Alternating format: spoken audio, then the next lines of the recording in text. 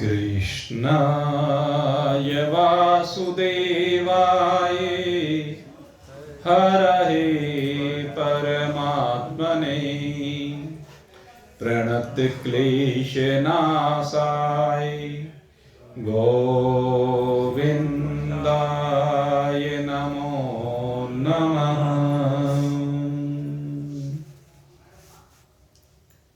उपस्थित भाग्यवान जिज्ञासु वृंद, परमात्मा की असीम महान महती कृपा से आज हम पुनः भागवत चर्चा करने के लिए यहाँ पर उपस्थित हुए हैं और इस भागवत चर्चा को करते हुए भगवान श्री कृष्ण इस समय आहारी की प्रवृत्ति को लेकर के चर्चा कर रहे हैं। पहले सात्विक आहारी की प्रकृति के संदर्भ में भगवान ने चर्चा की है। तदुपरांत राजसी आहारी की प्रवृत्ति को लेकर के भगवान ने चर्चा की है और दोनों चर्चाओं में एक अंतर आपने देखा होगा। भगवान ने जब सात्विक आहारी की चर्चा की है तो सात्विक आहारी की चर्चा करते हुए भगवान ने पहले लाभ के बारे में, फल के बारे में बताया और जो राजसी आहारी की चर्चा की है जब, तो उसके परिणाम के बारे में बाद में बताया। उसके पीछे यहां पर कारण भी है। कहते हैं जो सात्विक व्यक्ति होता है वो परिणाम की, फल की पहले चिंता करता है और जब ये देखता है कि अनुकूल क्या है और प्रतिकूल क्या है तो अनुकूल और प्रतिकूल को देखने के उपरांत ही वह निर्णय करता है कि मुझे क्या खाना चाहिए और क्या नहीं खाना चाहिए। जबकि जो राजसी आहारी होता है वो भोजन के स्वाद की ओर ध्यान देता है, वैरायटी की ओर ध्यान देता है, सुंदरता की ओर ध्यान देता है, पैकिंग की ओर ध्यान देता है। वो खाने की ओर पहले ध्यान देता है, परिणाम की ओर बाद में ध्यान देता है। तो सात्विक आहारी और राजसी आहारी में विशेष रूप से अंतर है। वो परिणाम के बारे में बाद में सोचता है, वो परिणाम के बारे में पहले सोचता है। और जो पहले सोचता है उसके लिए भगवान ने कहा आयु सत्व बल आरोग्य। कहते हैं उसकी आयु की वृद्धि होती है, उसका अंतःकरण निर्मल पावन होता है, बल की वृद्धि होती है और आरोग्यता मिलती है। और जो खाने के बाद सोचता है कहते दुख शोक आमय प्रदा,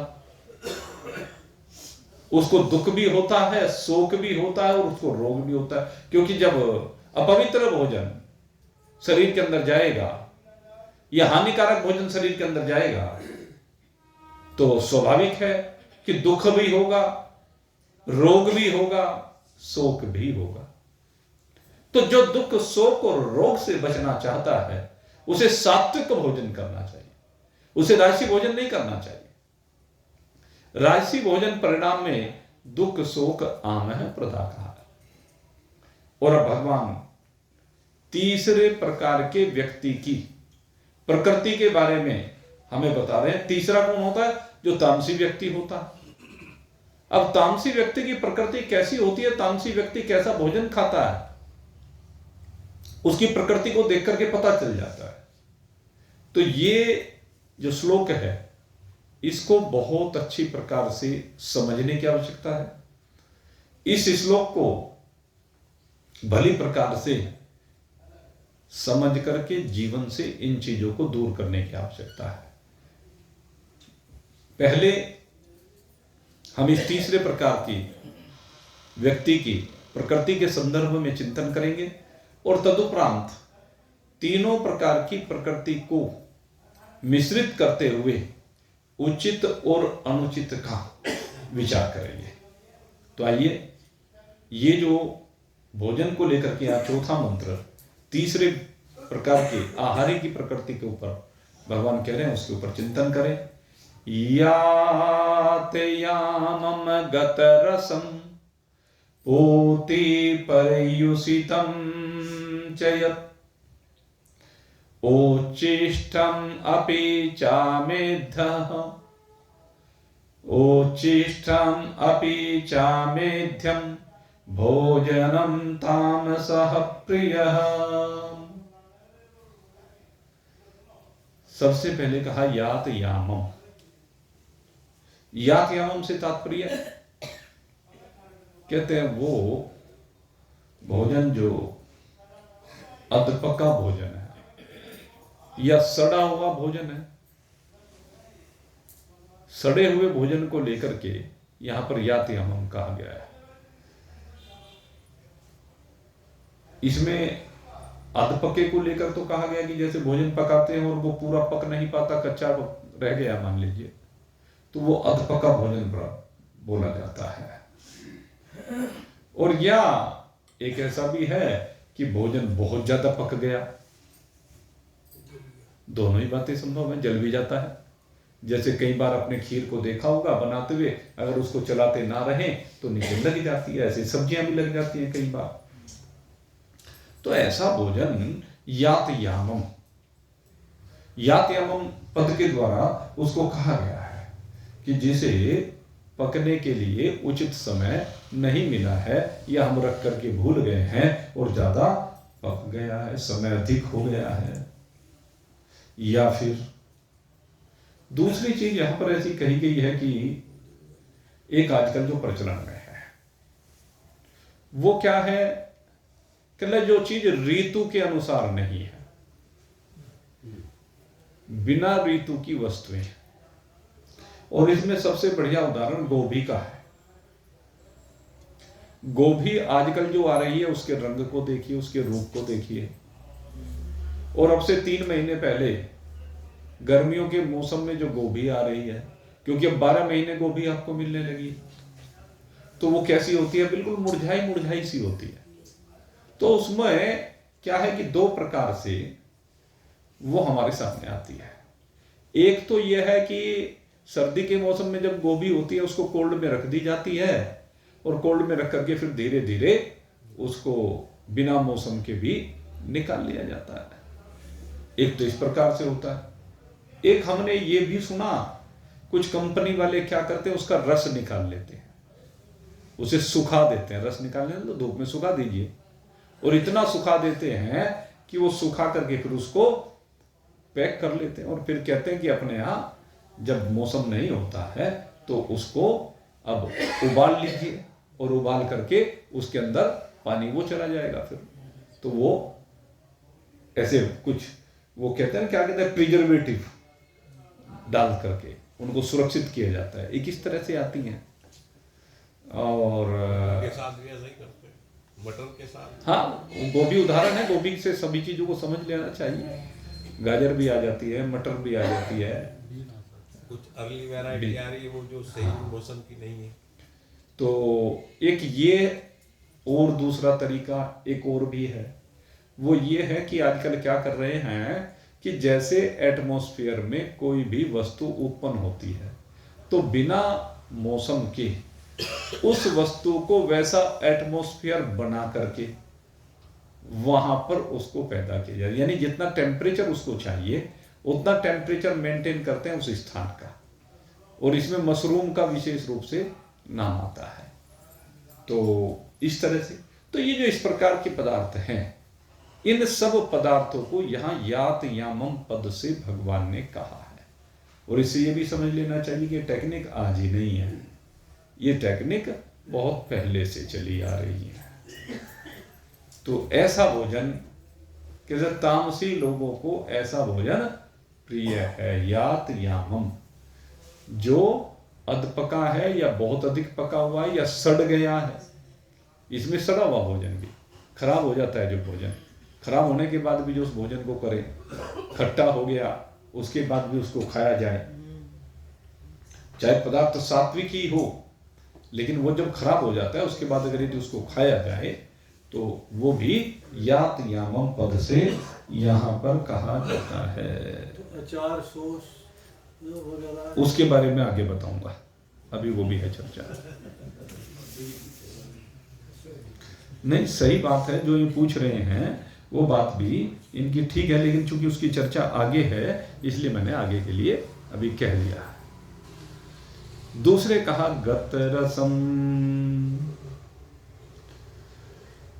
कहते हैं जिनमें से रस को खींच लिया गया है, जिन पदार्थों में से रस निकाल लिया गया है,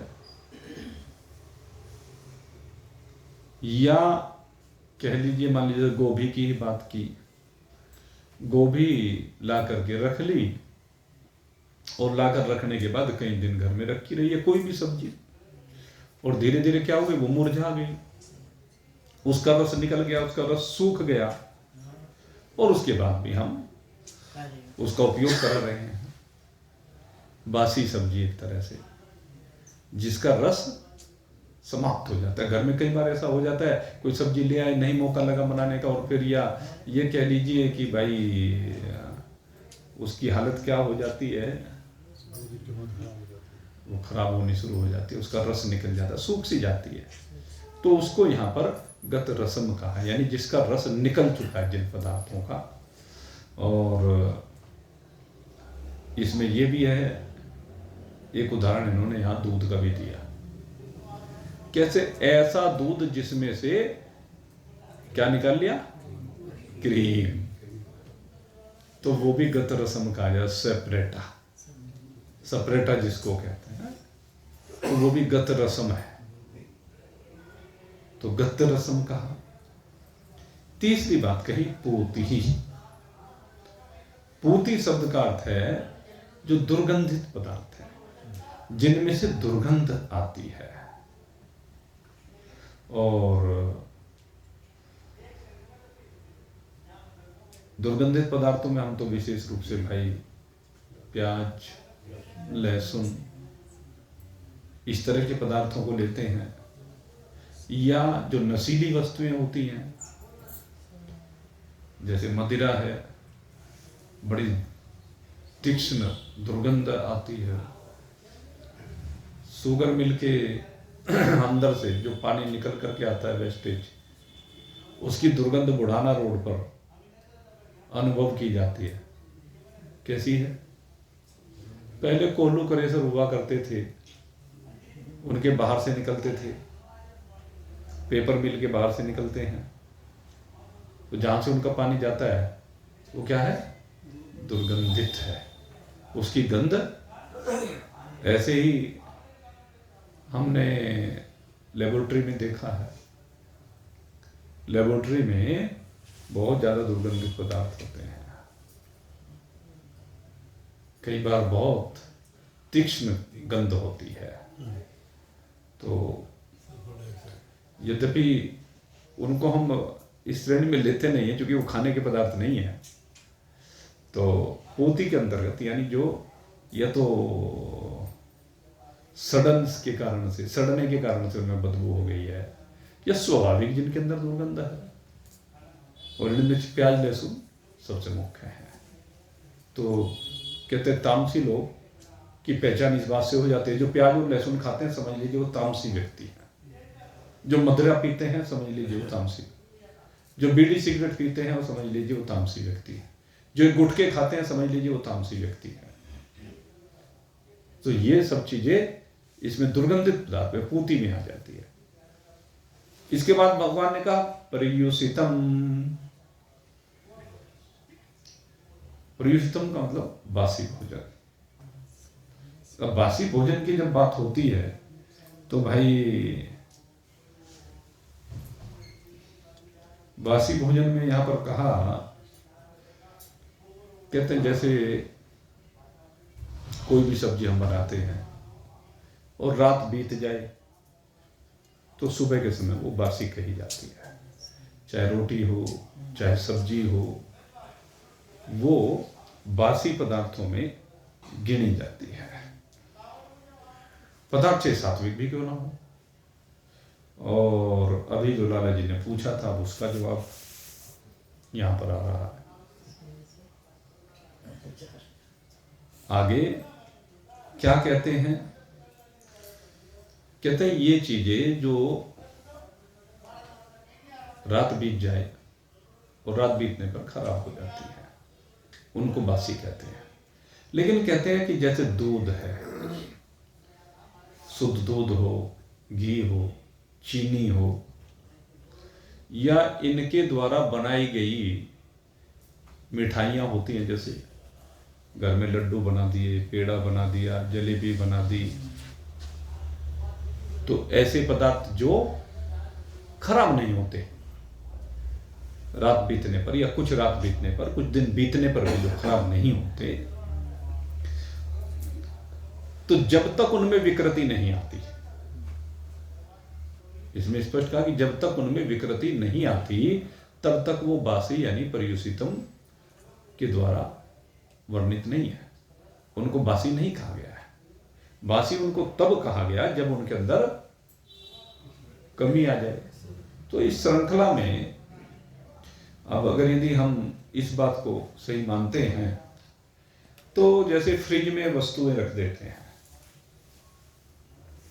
तो फ्रिज में रखी वस्तु जब तक खराब नहीं होती, बासी से मतलब है जो वस्तु खराब ना हो, खराब होने पर वो बासी कही जाती है, जहां तक मैं समझ पाया, क्योंकि पहले उस तरह के साधन उपलब्ध नहीं थे। आज साधन उपलब्ध हैं, लेकिन ये नहीं कि उसमें प्रिजर्वेटिव लगा करके, वो तो अपने आप ही गड़बड़ हो गया मामला। अगर उसमें कोई केमिकल मिला करके उनको ठीक सुरक्षित रखा जा रहा है, जैसे दूध है, हमने देखा कि दूध वो 6-6 महीने में दूध खराब नहीं होता, फ्रिज में रखे बगैर भी। एक आ रहा है, वो अमूल वालों ने बनाया है, तो हम भी वहाँ नैमिषारण्य लेकर के गए थे, इसलिए मेरे ध्यान है वो बात। तो वो इसमें नहीं आएगा। मतलब बात यह है कि फ्रिज में ताजी वस्तु जो आपने रखी है, जिस फॉर्म में है उस फॉर्म में रखी है आपने, और वो उस फॉर्म में रखने के बाद खराब नहीं हुई। दूध को जैसे कच्चा तो रखा नहीं जा सकता, लेकिन गर्म करके आपने रखा और उसको लगातार अगर यदि हम कुछ कुछ समय के बाद गर्म करते रहे तो खराब ही नहीं होगा दूध कई दिन तक भी। तो वो जो प्रोसीजर है वो बासी की श्रेणी में नहीं आएगा, उनको हम बासी दूध नहीं कहेंगे। या फ्रिज में रख करके जिसको हम कुछ समय के लिए उसको खराब होने से रोक लेते हैं, ऐसा नहीं कि फ्रिज में रख करके चीजें खराब नहीं होती हैं, खराब होती हैं, फ्रीजर में भी खराब होती है, उनमें भी उनका रस निकल जाता है। आप रख करके देखना लंबे समय के लिए। तो सबकी एक निश्चित आयु होती है, ये कह लीजिए, खराब होने की एक सीमा होती है कि इतने समय के बाद फलानी वस्तु खराब हो जाएगी, ये माना जाता है। तो खैर अब इस बात से आप समझ गए होंगे कि बासी भोजन हम किसे कहते हैं।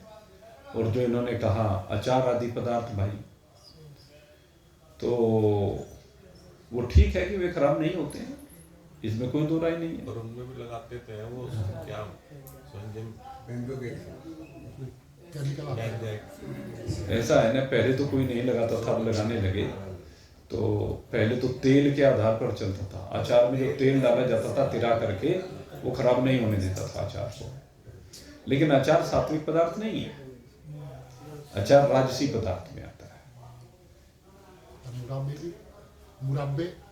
मुरब्बा तो सही आइटम है, मुरब्बा कोई गलत आइटम नहीं होता।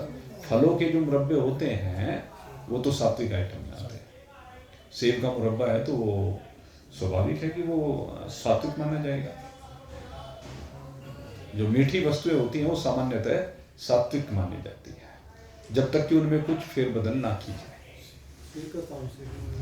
सिर का तो बेकार चीज है, तो सड़े हुए में आ गया, वो सड़े हुए में आ गया। कल बताया था, वैसे राजसी में बताया था सिर के, वो सिर का भी राजसी में आता है। तो यात यामम गतरसं पूति परिविष्टं च यतः। आगे कहा उच्चिष्टम अपिहि। अब उच्चिष्ट भोजन की बात कर रहे हैं। अब जब उच्चिष्ट भोजन की बात होती है, उच्छिष्ट भोजन का मतलब है झूठा भोजन। झूठा भोजन किसे कहते हैं? कहते कोई व्यक्ति खा रहा है और खाने के बाद बच गया और वो बचा हुआ भोजन कोई खाए तो उच्छिष्ट भोजन कहा जाता है। झूठे भोजन को खाने वाला तामसी व्यक्ति कहा जाएगा, चाहे वो भोजन सात्विक भी क्यों ना हो, चाहे वो रसगुल्ला ही क्यों ना हो, चाहे रसगुल्ला ही क्यों ना हो। लेकिन इसमें एक बात मैं और ऐड कर देता हूं, जैसे माँ है, उसका छोटा सा बच्चा है, वो माँ अपना झूठा उसको खिला देती है, तो वहां पर भाव की महत्ता है, भाव की प्रमुखता है, क्योंकि वो तो अबोध है, तो वो झूठे की श्रेणी में नहीं माना जाता है। झूठे की श्रेणी में ये अन्य लोगों को लेकर कहा गया है, ये भोजन झूठा नहीं माना जाए। एक व्यक्ति खा ले, वो वयस्क व्यक्ति की बात है एक तरह से कह लीजिए, या बड़े व्यक्ति की बात है कि वो खाए और उसके बाद कुछ छोड़ दे, उसको कोई खाए, तो जो उसको खाता है उसको खाने में भी दो बातें हैं। एक, उस भोजन को वो व्यक्ति खाता है, बाहर फेंक दिया गया, सड़क पे फेंक दिया गया और भूखा है, भिखारी जिस तरह के लोग होते हैं, विकृतमान, तो उनके लिए वो उसको बासी, वो झूठा भोजन नहीं माना जाएगा उनके लिए, क्योंकि वो अपने पेट में जो भूख लगी है उसको मिटाने के लिए उसके पास संसाधन नहीं है, तो ये उस श्रेणी में नहीं आएगा। वैसे ही कोई झूठा भोजन करे, एक दूसरे का छोटा हुआ भोजन करे, एक दूसरे के साथ भोजन करे, साथ साथ बैठकर के एक ही थाली में भोजन करें, वो भी झूठा माना जाता है। तो झूठे का मतलब एक तो ये हुआ। मुसलमान तो सब नहीं खाते, तो मुसलमान सात्विक होते हैं क्या? मैं तो सारे तामसी हूं, सारी दुनिया में उनसे ज्यादा तामसी कोई नहीं होता। वो तो तामसी होते हैं, उनकी तो पहली बात बता रहे, उनकी तो बात बता रहे। हम तो धर्मात्माओं की बात करते हैं, अपने सनातनियों की बात करते हैं। हाँ? तो झूठा भोजन। दूसरे इसमें एक बात हो रही है कि झूठे हाथ लगा हुआ भोजन, वो भी झूठा हो जाता है। कोई परोस रहा है और वो झूठे हाथों से परोस दे, तो वो भोजन भी झूठा माना जाता है, वो तामसी हो जाता है। इसमें एक बात हो गई, अब जो बहुत महत्वपूर्ण बात है, वो कह रहे हैं कि जिस भोजन को बिल्ली देख ले, कुत्ता देख ले, कौवा आदि पशु पक्षी देख ले, सूंघ ले या खा ले, वो भोजन भी तामसी होता है, उच्छिष्ट होता है, झूठा होता है। ये बड़ी महत्वपूर्ण बात है। कुत्ते के देख लेने मात्र से भोजन अपवित्र हो जाता है। इसीलिए हमारे यहाँ एक चीज और कही गई, कहते हैं घर में ये पशु नहीं पालने चाहिए, और भोजन और भजन एकांत का है। भोजन एकांत में करना चाहिए जितना संभव हो, शुद्ध स्थान पर करना चाहिए, क्योंकि जो आसपास के वातावरण का भी भोजन में बहुत बड़ा रोल होता है। आप किस जगह पर बैठकर खा रहे हैं, शांति में खा रहे हैं। जो ये विवाह शादियों में भोजन खाया जाता है ना, ये सब झूठा भोजन है। अधिकांशतः ये भोजन झूठा ही होता है, क्योंकि आप देखिए, एक व्यक्ति ने खाना शुरू किया, एक सब्जी ली, जाकर अपना आप लेते हैं, फिर उसी से दूसरा ले रहा है, फिर तीसरा ले रहा है, पता नहीं कितने झूठे हाथ उसको लग गए। तो ये सब झूठा ही तो हो गया। अब ये है कि बस अब कहें क्या भाई, लोक व्यवहार चल रहा है, लेकिन है तो ये तामसी भोजन। दूसरे कहा कि खड़े होकर भोजन नहीं करना चाहिए। ये तो है। करना पड़ता है, वो एक अलग बात है कभी कभी, लेकिन भाई प्रकृति तो उस समय की तो फिर तामसी हो गई। भोजन बैठ करके करना चाहिए, पवित्र स्थान पर करना चाहिए, खिलाने वाले का प्रेम का भाव हो और खाने वाले का भाव ये हो कि मैं भगवान का प्रसाद खा रहा हूं, इस प्रकार के भाव हों।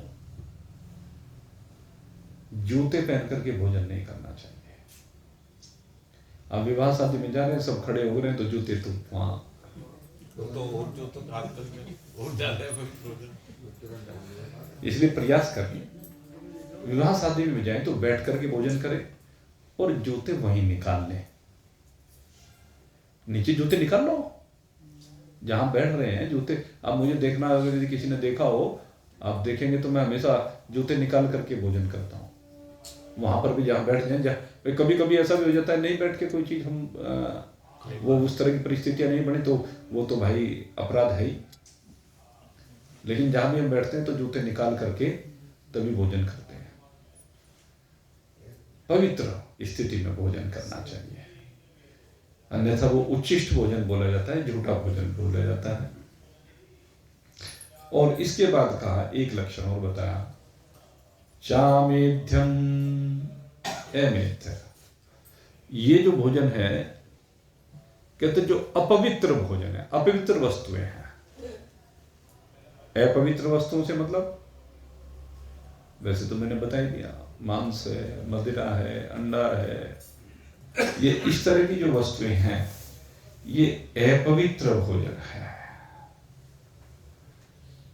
भगवान यहां नाम भी नहीं लेना चाहते, बस अपवित्र कह दिया। ये क्योंकि ये अत्यंत घृणित भोजन है, सबसे घृणित भोजन माना जाता है। मांस मदिरा आदि का जो भोजन है वो सबसे घृणित माना जाता है, सबसे त्याज्य माना जाता है। सबसे निकृष्ट श्रेणी के व्यक्ति इस भोजन को करते हैं, जो मांस मदिरा अंडा खाते हैं। ये भोजन है ही नहीं। एक जीव दूसरे जीव को खाए, ये तो राक्षस है। शास्त्र ने इसको राक्षसी प्रवृत्ति कही गई है। जो मांस दूसरे का, अरे भगवान ने उसको जीने का अधिकार दिया है, भगवान ने जीने के लिए बनाया, तुम उसे मार करके खा रहे हो, मुर्दा खा रहे हो। किसी मुर्दे को खाना इससे पवित्र क्या हो सकता है? तो ये भगवान कहते हैं चामेध्यम भोजनम तामसः प्रिय। कहते ऐसा जो शास्त्र निषिद्ध भोजन है, जिनका वर्णाश्रम के अनुसार निषिद्ध किया गया है, वो ऐसा भोजन तामसी लोगों को प्रिय है। और इसके अलावा भगवान और भी ये कहते हैं कि न अपवित्र भोजन में, जैसे मसूर, मलका मसूर, जो मसूर की दाल होती है ना लाल वाली, और काले वाली मलका, और सलजम यहां पे लिखा है, और गाजर भी तामसी में मानी गई है। गाजर को भी तामसी भोजन में माना गया है। तो ये सब भोजन अपवित्र भोजन माना जाता है, तामसी भोजन माना जाता है। कहते हैं ऐसा जो भोजन है ये सारे का सारा तामसी। और दूसरी बात कही, कहने लगे अगर सात्विक जो भोजन है उसे भी अगर राग पूर्वक खाया जाए, उसमें राग हो, आसक्ति हो। सात्विक भोजन शरीर को सुख देने के लिए है, लेकिन वो भी स्वाद बना करके खाया जाए। तो कहते हैं राग पूर्वक अगर वो खाया जाए तो वो भी राजसी हो जाता है। सात्विक भी राजसी हो जाता है अगर हमारा राग है उसमें। और लोलुपतावश खाया जाए बस, तो भाई फिर तो वो रोग पैदा करने वाला तामसी भोजन हो जाता है। लेकिन इसमें एक बात फिर कही कि भिक्षुक व्रती, जैसे हमारे यहां पहले प्रथा थी, ब्रह्मचारी लोग भिक्षा मांगने के लिए जाया करते थे घरों में, और भिक्षा में भाई जो कुछ मिल जाए रूखा सूखा, स्वाभाविक है कि भिक्षा में रूखा सूखा मिल ही जाता था। ये जो भिक्षुक लोग हैं बेचारों को उन्हें क्या है, हमारे घर पर कोई भिक्षुक आ जाते हैं तो क्या प्रयास करते हैं कि रात की जो बासी रोटी बची हुई है, जो भी कुछ पहले दिन का बचा हुआ है, प्रयास करें उसे खिला दें। तो कहते हैं वो जो भिक्षुक भोजन करता है, भिक्षा से उसे जो कुछ प्राप्त होता है, रूखा सूखा तीखा बासी, वो चाहे राजसी हो चाहे तामसी, लेकिन जब भिक्षुक उस भोजन को भी भगवान को भोग लगाकर भगवान का नाम जपते हुए उस भोजन को त्यागपूर्ण व्रति के द्वारा ग्रहण करता है, तो वो भोजन उसके लिए सात्विक हो जाता है। तो व्रति की बड़ी बात है भाई, कि व्यक्ति की व्रति कैसी है, व्यक्ति की रुचि कैसी है, इन चीजों का बहुत महत्व यहां पर दिया गया है। तो हमें इस बात को समझना होगा और अपनी व्रति को ठीक करना पड़ेगा। सात्विक भोजन को लेकर के कुछ बातें और भी कही गई हैं कि हमें ये भी देखना पड़ेगा कि जो भोजन हम कर रहे हैं वो न्याय की कमाई है कि नहीं है, उसका अर्जन न्यायपूर्वक किया गया है या नहीं किया गया है, जिस भोजन को हम कर रहे हैं उसमें हमारा अधिकार है कि नहीं है। अब आप इसमें चिंतन करेंगे, अधिकार है या नहीं है। जैसे किसी ब्राह्मण के यहां भोजन करने का हमारा अधिकार नहीं है, हाँ, ब्राह्मण के हाथ का दिया हुआ प्रसाद वो खाने का अधिकार है। जो कर्मकांडी ब्राह्मण यहां से तात्पर्य है, जो मंदिरों में पुजारी आदि या जो चढ़ावा आदि लेने वाले, जो हमारे यहाँ जिनको हम पूज्य मानते हैं विशेष रूप से, तो वो जो ब्राह्मण का कर्म कर रहे हैं, उन ब्राह्मणों के घर का अन्न खाना ये हमारा अधिकार नहीं है, ये पाप है। शास्त्र कहता है कि ये पाप है, खिलाना पुण्य है और खाना पाप है। हाँ, प्रसाद के रूप में अगर वो कुछ देते हैं तो वो फिर ब्राह्मण का अन्न नहीं रहता, वो भगवान का प्रसाद हो जाता है। तो ये अधिकार वाली बात, न्याय वाली बात यहां पर आती है। ब्राह्मण ने प्रसाद के रूप में दिया तो ग्राह्य है, और हम गए, अरे मित्रता है, उठना बैठना है, चले गए, नहीं, ये नहीं होता कुछ। लोकाचार में अलग विषय, लोकाचार विवाह शादी हो रही है तो वो एक अलग विषय है, क्योंकि लोकाचार एक अपनी जगह अलग चीज होती है। लेकिन वैसे उनके यहां पर भोजन करने का अधिकार हमारा नहीं होता है। उनको खिलाना चाहिए, उनका अन्न खाना पाप है, अधर्म है। ये बेटी के घर का भोजन करना हमारा अधिकार नहीं है। बेटी के घर का भोजन नहीं करना चाहिए, वो पाप की श्रेणी में आता है। तो अधिकार की जब बात आती है ना, दूसरे किसी तामसी व्यक्ति के घर का आहार भी हमें नहीं करना चाहिए, ये भी हमारा अधिकार नहीं है। जो तामसी व्यक्ति जिसके घर में गंदा भोजन बनता हो, उसके घर में भोजन नहीं करना चाहिए, चाहे वो हमें सात्विक की चीज ला करके दे रहा हो, फिर भी हमें उसके घर से बचाव करना चाहिए। ये बात यहां कह रहे हैं विशेष रूप से, क्योंकि इस बात के ऊपर विचार करने की आवश्यकता है कि शास्त्र क्या क्या है या नहीं है, और इसका परिणाम हमारे मन और बुद्धि के बल को बढ़ाने में यह हेतु बनेगा या बल और बुद्धि को घटाने में हेतु बनेगा। दोनों के ऊपर हमें विचार करना चाहिए।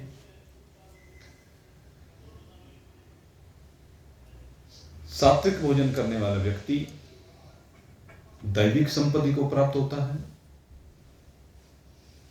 लेकिन तामसी और राजसी भोजन करने वाला व्यक्ति आसुरी प्रकृति को प्राप्त होता है। शुद्ध कमाई के पैसों से जो अनाज खरीदा जाए, रसोई में, साफ सुथरी रसोई में फिर उसको लेकर के जाया जाए, साफ कपड़े करके रसोई को साफ करके पवित्रता पूर्वक जो भोजन बनाया जाए, भोजन को भगवान को अर्पित किया जाए, भगवान का चिंतन करते हुए, भगवान के नाम का जप करते हुए प्रसाद बुद्धि से जिस भोजन को ग्रहण किया जाए, वह भोजन श्रेष्ठ भोजन कहलाता है। उसी से जो शास्त्र में कहा गया ना कि जैसा खाए अन्न वैसा बने मन, कि सात्विक भोजन जब किया जाता है तो मन सात्विक बन जाता है, पवित्र बन जाता है। इसलिए मन को शुद्ध बनाने के लिए हमें हर बात का ध्यान रखना है। भोजन के स्थान का ध्यान रखना है, वायुमंडल का ध्यान रखना है, और एक आगे भोजन के समय दृश्य, हमारे सामने दृश्य क्या है उसका भी ध्यान रखने की आवश्यकता है।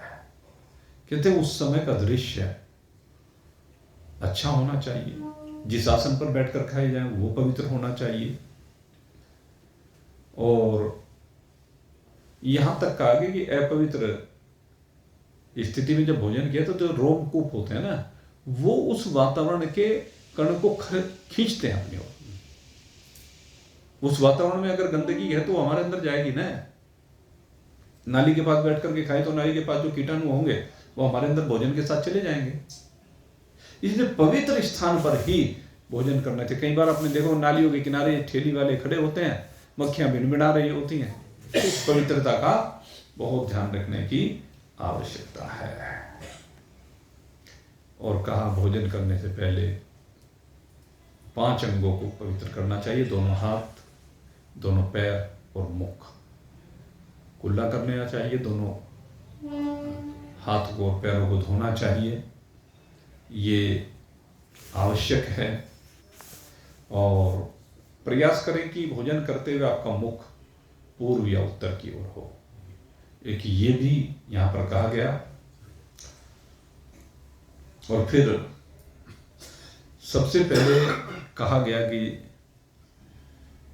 जो भी आपके सामने भोजन आया है उसको पहले भगवान को अर्पित करें। और उसमें मंत्र जो अनेक बार आपको बोला जाता है, पत्रम पुष्पम फलम तोयम यो मे भक्त्या प्रयच्छति तद अहम भक्त उपतमस्नाम प्रीतात्मनः।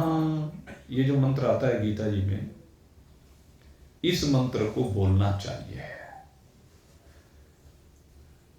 और ये मंत्र बोल करके भोजन को पहले भगवान को अर्पित करना चाहिए।